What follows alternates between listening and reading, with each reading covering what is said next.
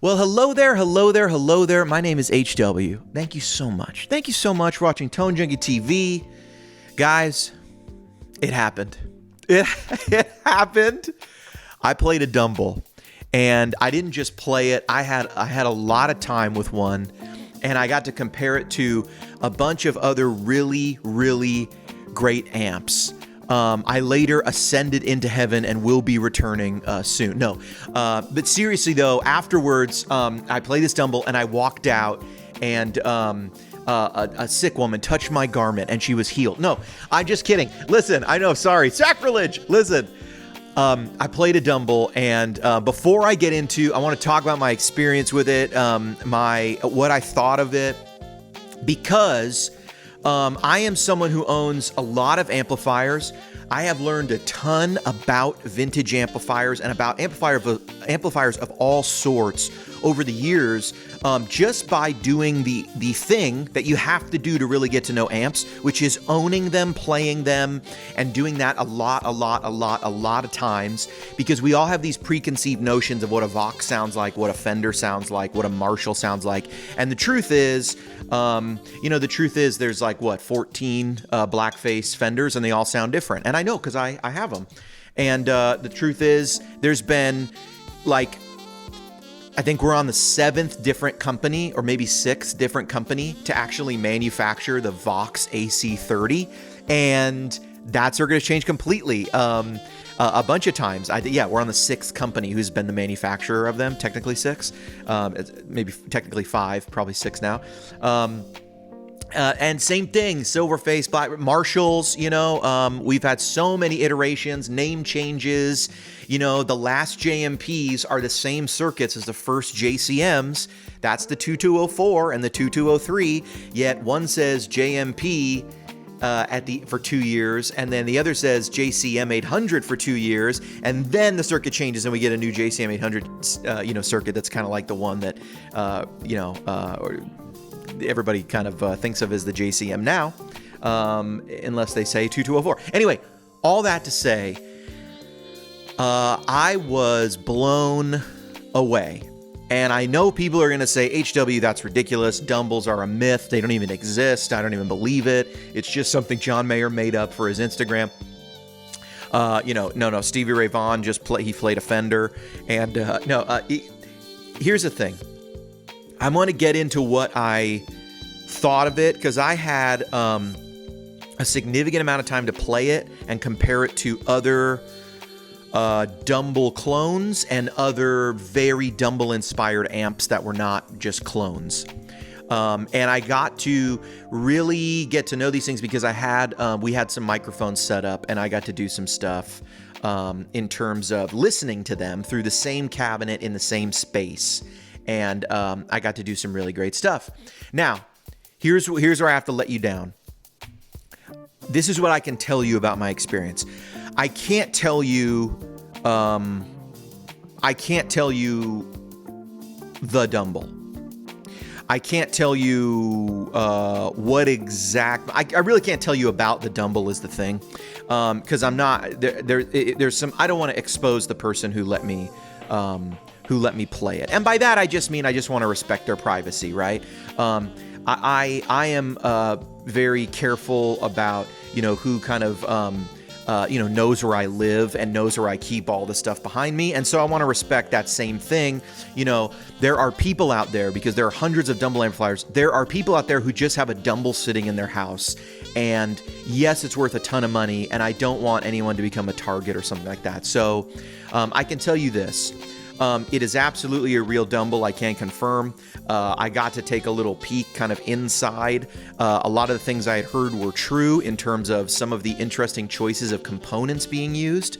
And the one I got to play was a particularly special unit in that it was a little bit, it had a couple things that made it very different, but it was ODS in style.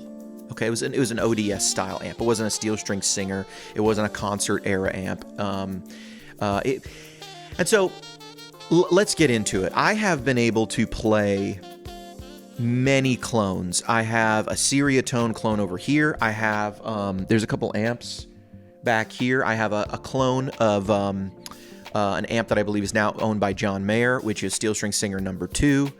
I have an amp that Andy Fuchs made me that I call the Holy Cow, because that's what you say when you play it. It sounds tremendous, and he covered it in cowhide. And I have, I've had so many. Two Rocks. I've played a couple. I've played a Glassworks. I've played, just a bunch of boutique stuff. Sabago Sound. All sorts of things. Did I say Two Rock? I mean, all that stuff. Glassworks. What I can't even think of who makes any Dumble clones now. Here's the point. I'm pretty well versed in the Dumble sound and what it is. HRM, kind of string singer versus the overdrive special, and kind of what those sounds are, and the variety of sounds that exist, because there is quite a variety that exists in Dumble amplifiers. And I will tell you this, from playing amps right next to it and playing that unit, I am convinced now more than ever that there really is something inside there. It really is some magic, but I think I know what the magic is. Because I had a really interesting experience. I had a really breathtaking experience where I was playing this amplifier and it was doing things I didn't expect. And what do I mean by that? There was a very 3D quality that existed that didn't always exist with other amps through the same microphones and speakers. And that really intrigued me, because I know how much of sound is microphones and speakers, and how much of it is like EQ and preamps in the chain. And you can make a JCM 800 sound very bright and brittle and very cold. You can make it sound very warm and very like more 70s rock than later, like kind of 80s rock, right? Much more tape than digital. You can also make it sound very pristine and crisp if you want. And most of that is in the cone. But amplifiers, of course, make a difference, not just with gain structure, but a lot of times when you mic up microphones on a speaker, you're actually sort of trying to counteract and work around what the speaker's doing. And a good example of that is with the Dumble, or with Dumble style amps. A lot of people like Joe Bonamassa has a couple Dumbles that are floating around out there that he's owned. And I believe he kind of gravitates towards the EVs, the EV speakers. He likes those EV speakers. They're big, they're loud, they're open, they're uncompressed, unforgiving, and that makes sense in his hands, right? He likes that. And I think he likes that because he pairs it with other amps too. So that might be part of it. Because the alternative speaker to that would be the G1265, right? S. And so the S, those are the speakers that are popular now. We have H heavy magnet in Celestion speakers, right? You get the H30, the M25, and the S.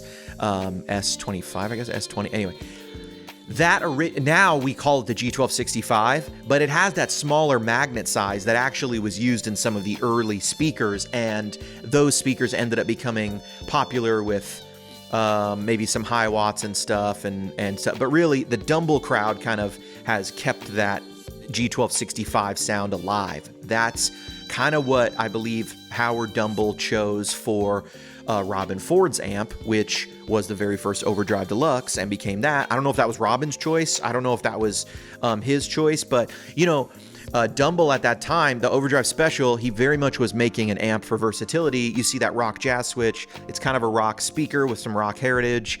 It makes sense it might be a speaker choice. Again, I don't know Robin Ford's choice for that speaker for his model or not, but it kind of ends up living through. And then later you see that speaker being used on the Steel String Singer with some people, and some people just prefer it, right? Like, my understanding is that's John Mayer's speaker that he uses with his stuff.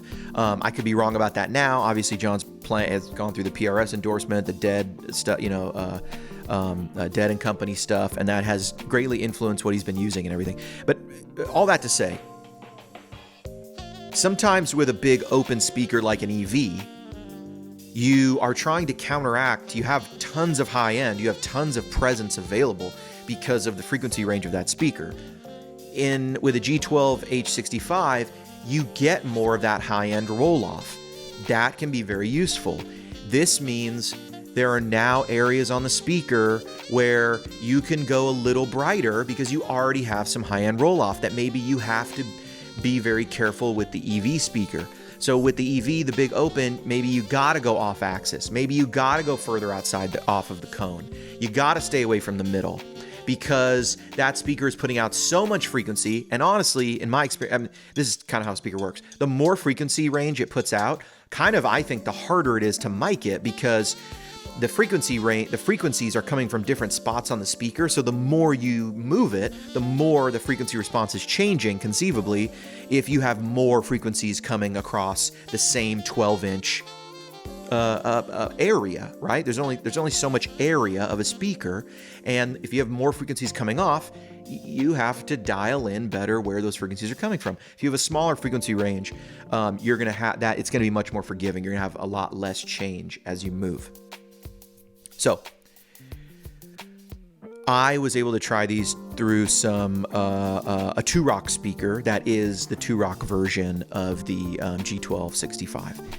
And it had a nice, lovely high-end roll-off. I believe those speakers are made by Warehouse Speakers for 2-rock, but I wanted to keep my comparison consistent. And I had this 2-rock cab, and I know those are great cabs. And I'm kind of familiar with those cabs. I know those speakers. So mic'd it up and could hear the difference between some other Dumble clones and the actual Dumble. And what was interesting to me, the difference I heard was largely in this sort of, I would describe it as there was like a modulation sort of interference that I noticed that was almost sporadic on the gain channel. I've never heard this before. In all the amps I've played, I've never heard this before. There were moments where I was playing a Stratocaster and I'm playing and I would all of a sudden go, what was that, some chorus? What was that little chorusy effect that I just heard? And it wasn't all the time. It was sort of like it was somehow creating, it was almost like maybe how cone cry would happen. You know, it might be a double stop or a double stop, but there's a bend and a stagnant note, and you hear that cone cry happen. The cone is struggling to produce 2 notes at once. It can't vibrate at 2 different frequencies at the same time. And one of those notes is changing, and so it conflicts with each other. And it had it was almost like vibrato got turned on, like chorus got turned on. And you know what it reminded me of? I've done tons of videos in the past where I've shown that, like, if you have a great strat and a great clean, right, or a great broken clean, you put on just a touch of chorus and the ear hears sweetness. You can't immediately pick out that there's chorus. Another good example of this is Joe Bonamassa does this thing that some people do. But if you ever look at Joe Bonamassa's rig, he has multiple amps going at once. And Joe, if you're watching, I know this. I caught you. His Fender Twins, his Tweed Twins, he has chorus running through them. So actually, when you're listening to multiple amps from Joe, not only does he have multiple amps going, but he actually, through some of those amps, has some chorus going through it. And you can't really pick it out of his sound, except if you isolate those amps, or if he turns it off, you notice something just went away.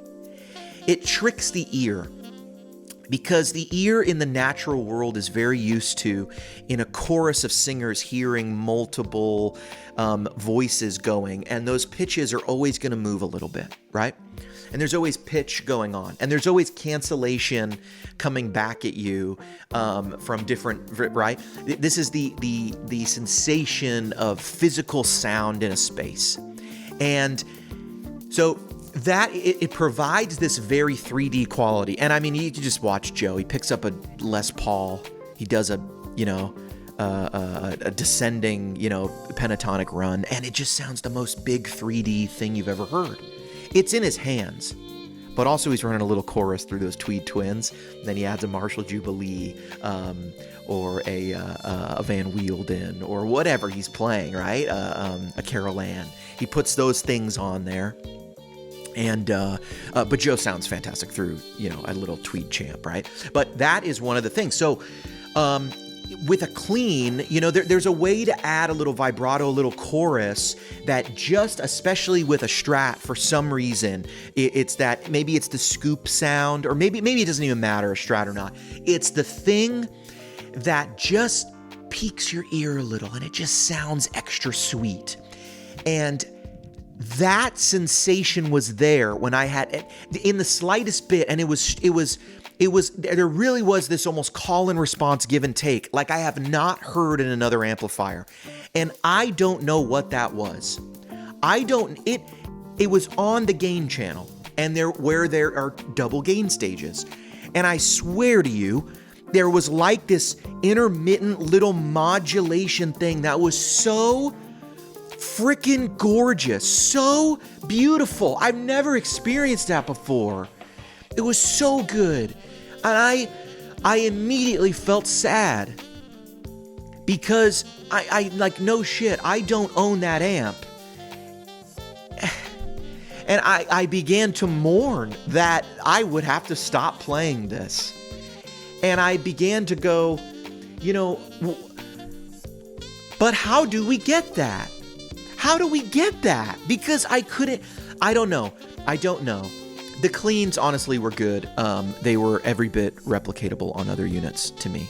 It was this other thing that was there. Now, the cleans were very good. I thought I couldn't really get this replication of this modulation-esque thing on my on the cleans. But maybe there was some of the sensation there, because it did sound very good. But I had other amps in the room that later that day I thought gave some of the best clean sounds in the room, including, by the way, just as a point of reference, that day I played a bunch of very expensive amps, and then at one point I just, with that same cab, without moving the mics, I grabbed like a Silverface Bandmaster and just plugged it in, and you could make the argument that was the best clean sound of the day.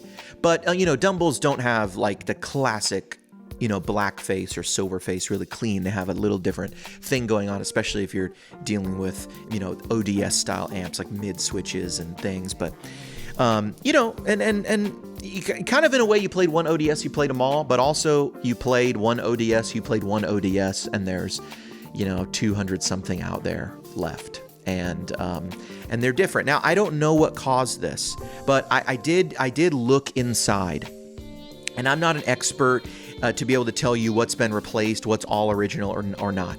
I saw a mixture of parts that, again, out of respect, I'm not going to go completely into. But in terms of, I saw one or two things that I recognized as being, that's a high quality part. And I saw some other parts that I went, that is what I've heard. I've heard that he would take parts from things that maybe weren't always regarded as the best. What I mean by that is, if you look in a lot of boutique amps right now, you're always going to see mercury magnets. You're going to see, Sprague caps, or I don't know whatever caps people are using.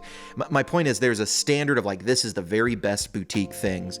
But there's always been rumors about Dumbles, and these have been confirmed. You can see this in some of his amps. The use of PV transformers. Obviously, the ODS, the power amp, to my understanding, is that of a Blackface Bassman. He took the Blackface Bassman, ripped out the whole front end, and used the output transformers and stuff. That's my understanding. Later, I know he was making his own output transformers. I don't know why. I've heard he used PV output transformers in some amps. I don't know if that was availability. I don't know if that was genius. But what I saw when I looked in these amps was a couple pieces that I went, interesting. I don't know if you could buy that, like that brand you could buy their parts, or if maybe he just had that part and he started going, I tried 10 different things in this spot. This one works the best. You can only find it in those kind of cheap-esque amps or affordable amps at the time, and maybe he just started, grabbing them out, right? and he could take those things apart, or maybe he could grab one, take that cheap part, replace it with another cheap part, and get rid of it, right? I mean, it's like no one probably cared about some of these pieces of gear at the time because they weren't valuable. And I don't even mean the stuff, I mean stuff that we still don't value today. Was he taking some pieces out of there? I don't know. But when I looked in there, I saw some brand names that made me go, huh, I've never really seen that. I didn't even know that's an interesting brand. I don't know if they even sell components. That might be just an OEM piece that he took out of there. And it truly left me wondering. Now, I will say this other thing, and this is the general vibe I got from the unit. I couldn't tell. The unit also, okay, the Dumble I played, I could not get to sound harsh. Now, this is the mark to me of a truly great amplifier, and it's not something I've only found with Dumbles. There are many sort of that's Dumble right now. He's telling me stop giving away my secrets. No, there are many great amplifiers out there, and there are many topographies, designs of amplifiers that I have played where I have felt this way. I have felt, you know what makes this amp great? It's very difficult to get a bad sound out of it. And I think that is when you have that's the mark of a really great amp designer. Now, a lot of times, and nothing against Mesa Boogie, a lot of times that's the opposite of what I find with an amp like a Mesa Boogie, where the amp is designed for versatility, and because it's so malleable, it's actually very easy to get it wrong because the EQs are so powerful. And so there's sounds that you can dial in this way, dial it in this way, dial it in this way. But kind of if you don't know what you're doing, it's very easy to get lost, and it's very easy to sort of just come up with something that's like too bright, too brittle, and you might not understand that, like, well, no, actually, if you're going to throw the bright switch on, go ahead and back off the presence in the treble, because what you're doing is, let's sacrifice some, 3, 4, 5K signal in exchange for some 7K signal. And that's, so we're asking for a little more high-end brightness, so we don't need as much treble punch. That's the type of thing I'm talking about. Now, in a Mesa Boogie, you have so much, usually in something like the Lone Star, it's such a powerful EQ, you can really get some bad sounds out of it if you kind of don't know how to dial it in. Other amps that are classic, that are beautiful and amazing, that have the opposite problem would be the classic Marshall Plexi. Right? I have a 1968 purple Plexi behind me. There's a Klon sitting on top of it, and that is an original 79 808. Plug those things in, you get the sound of rock and roll. You know what I'm saying? And that's a great rig. But let me say this about Plexis. Does the EQ do anything? What I mean by that is this. Obviously, the EQ does something, but it really doesn't. They're gain knobs, and from what I can hear, they're gain knobs that are basically set up as high and low pass filters. The mid-range, I believe, is honestly another low pass, or it's another high pass filter. I don't know. I don't know how the mid-range works. I know that the Blackface amps will work like that. I don't really know how the mid-range works on a Marshall. It's probably different because it doesn't make the same sound. But that could also just be how the Marshall has those high mids, because you turn up those, you really get the high mids from the mid-range control. There's not a low mid control on a Marshall. But if you've ever played a real Plexi, or you've ever played, I have over here, that's a 71. That's an aluminum panel. So, we affectionately call those Plexis, but they're not plexiglass. They're aluminum. You can call them super leads. Although that's, a real Plexi could also be a super lead. So here's what I noticed about those amps. plug it into the bright channel, and you're instantly going to probably want to turn the presence way down and the treble to 0, and you will get a more classic rock tone. If not, it's very bright. Now, that's part of the Plexi sound, that bright top end. Put it on the normal channel, or the normal channel. On a Plexi, it would probably be called high treble and normal. So you put on the high treble channel, or what I'm calling bright, and it's very bright. You're going to end up putting presence on 0, treble on 0, and then you plug in the normal. You can put treble on 10, and it's still not as bright as the other channel. The two channels make such a big EQ difference that you can't even overpower them with the tone stack, is my point. Now, the classic Plexi sound is obviously get the most gain and, jumper the two channels together. So go into, the top of 1 or 2 and then jumper from, the low to the high in the next one and put it all on 10. And you can use the EQ if you want, but you can also just put it all on 10 and it's amazing and it's a thing. It's ungodly loud and you'll just hurt your ears. And unless you're in a stadium, the speaker cabs are literally designed for PA use. Like, that's what they're designed for. We just stand in front of them and things, and I guess that's fun. It is fun. It's fun. It's not practical at all, but it's fun. But that's an amp you can't change the sound of much. It's always going to sound like a Plexi. You can't get that thing to sound like something else. And so now you can get beautiful cleans, beautiful dirt, beautiful overdrive. Don't get me wrong. And you could even get the clean so good, and you can even take the back. And here's another thing I would say. You can run it through an open back cab. Like, you could take the back off a 412, or you could run it through a 212 or something that can handle the wattage, and or maybe you got a 50 watt and it's easy to do it through 212. And you can get that open back cab sound, and the high end to me gets sweeter because the speakers aren't like they're not struggling to vibrate because they have plenty of air. You don't have the restriction of the air in the cab that kind of gives part of that sound, and you end up with beautiful cleans that I know.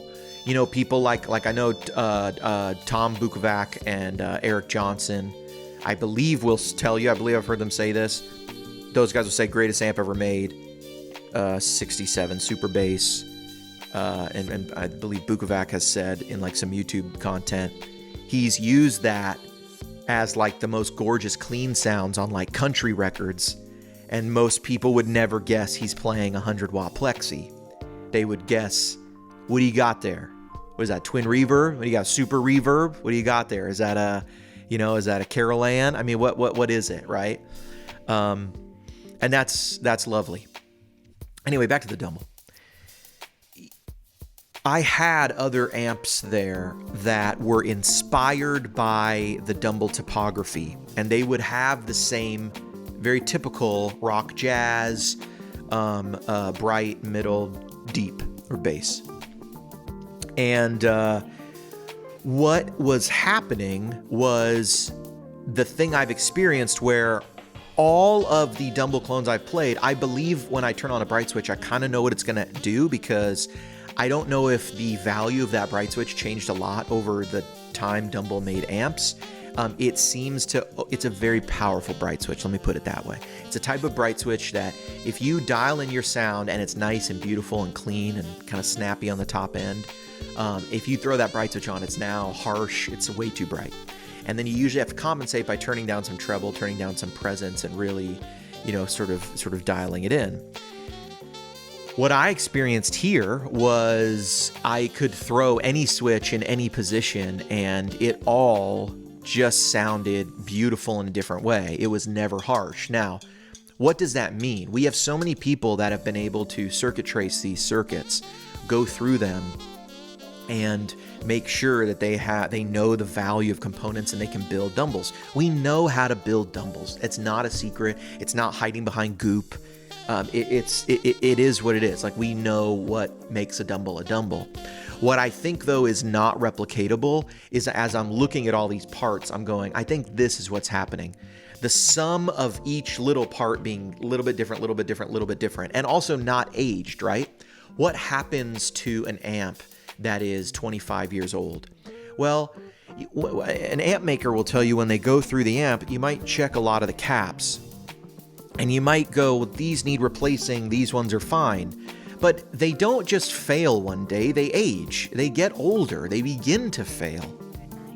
And you want to keep them as long as you can. And that same thing can be true of tubes. It can be true of anything, strings even. You wear them in. And magnets and capacitors and things, they age and they just sort of change over time. And looking at this thing and looking at the components inside, and then thinking, well, this amp's 4 years old, this amp's a year old, this amp's 10 years old, this amp's who knows how old, I don't know, I didn't know the year. That's what kind of made me go, okay, there's a sum of the parts thing going on. Is it that I see there's a couple parts, manufacturers that I wouldn't expect to see? I don't know. Is it that the parts that I do see and I do recognize and are widely used, because I saw those too. I saw I saw stuff that I was like, that's what I always see. That's who makes things that look like that.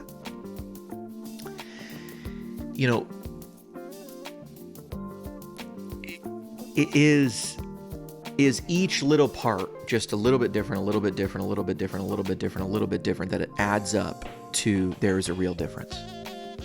And could you actually, if you could go through and not rebuild one, not sort of build your own, not like clone one, not rebuild a Dumble, but, build your own Dumble. If you could do that and sort of source similarly aged parts, would we get to it? Or would these parts begin to sound a little more like those parts? Like, what is the high-end roll-off? Where's that coming from? Is it just tube choice? Is it just the caps? Is it just...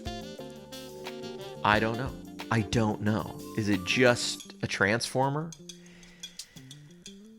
And that is, I think that's the question that I've been left with. It was an experience I will not forget. I hope to play more Dumbles in the future, but I think it's, you're always going to remember your first, your first kiss, your first time at second base. Little League was great.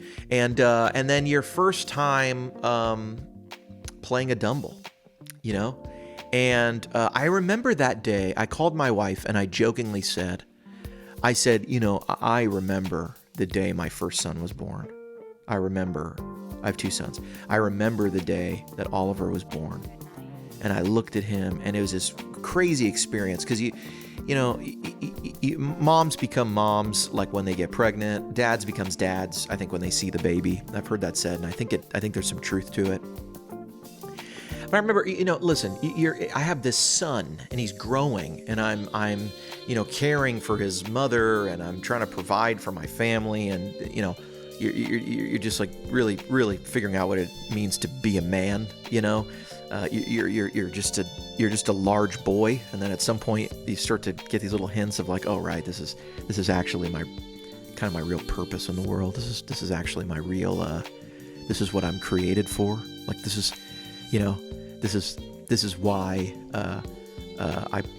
my type possesses more upper body strength, so I can kill something and bring it back. While the other person is like suckling this baby and anyway, you get what I'm saying. There's all these things go through your head. You have kids, and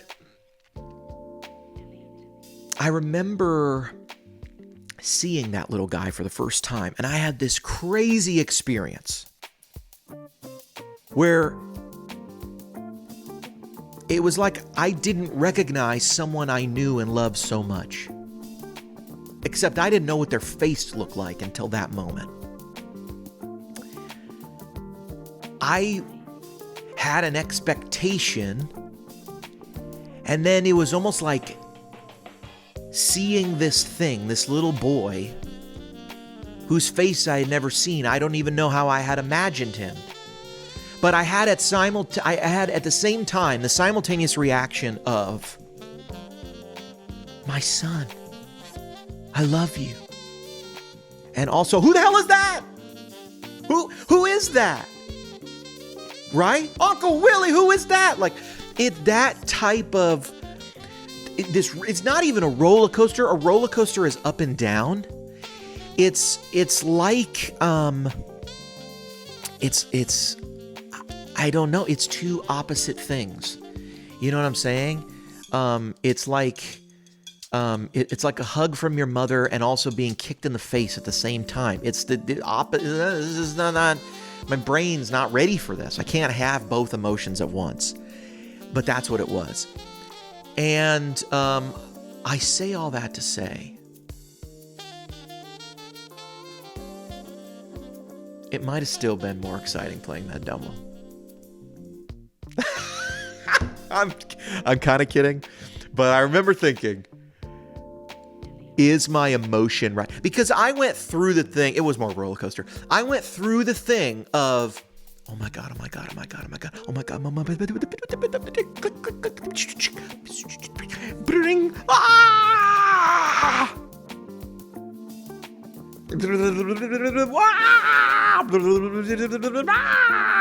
elation, and then immediate. As the elation grew at the same time, I'll have to put it away. The thing that makes this amazing, the thing that I haven't found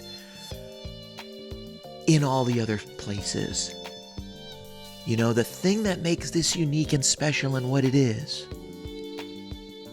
it's scarce, it's rare. And I have to be completely honest with you, since playing that Dumble, I am pretty committed that I'm going to own a Dumble. And I've been shopping.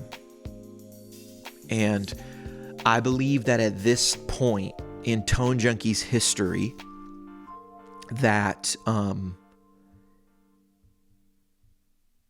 not done profiling the world, but I have felt a little bit, I don't want to say bored, but I feel repetitive.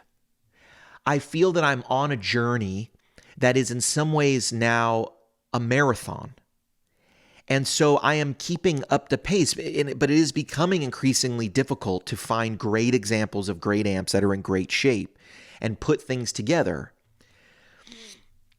And I think that just is my cue. And look, there's a couple amps I have to do very soon. The Soldano 100, right?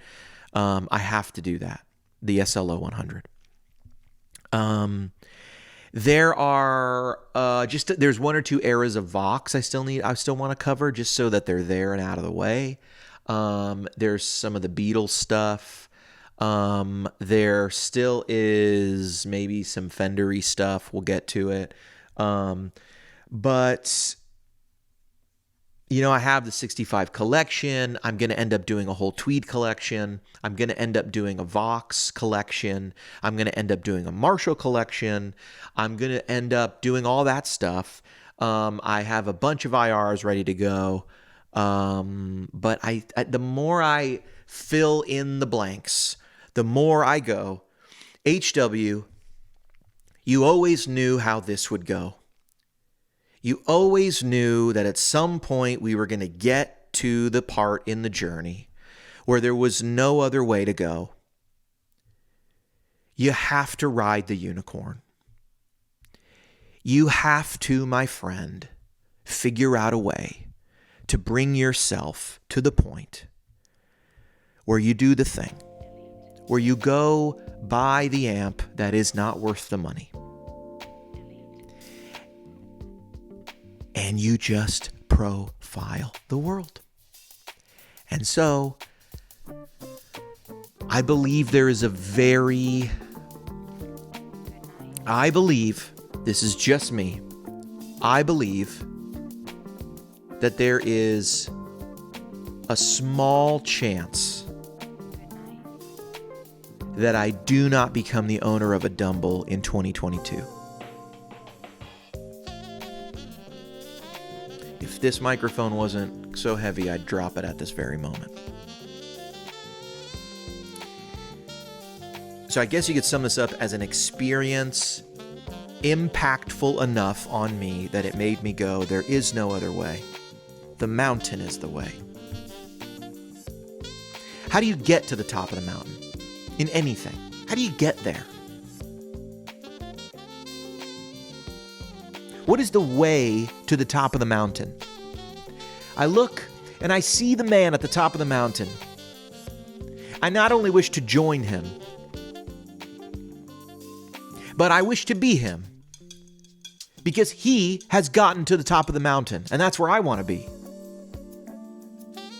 And the truth is, the difference between the man at the bottom of the mountain and the man at the top of the mountain, the difference is the journey up the mountain.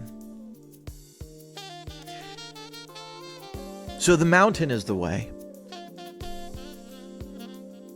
So we shall now climb our mountain. I am on the hunt. Thank you so much for watching Tone Jiggy TV. My name has been HW. I played a Dumble. It changed my life. And I hope that one day I can give you some profiles that will change yours. HW.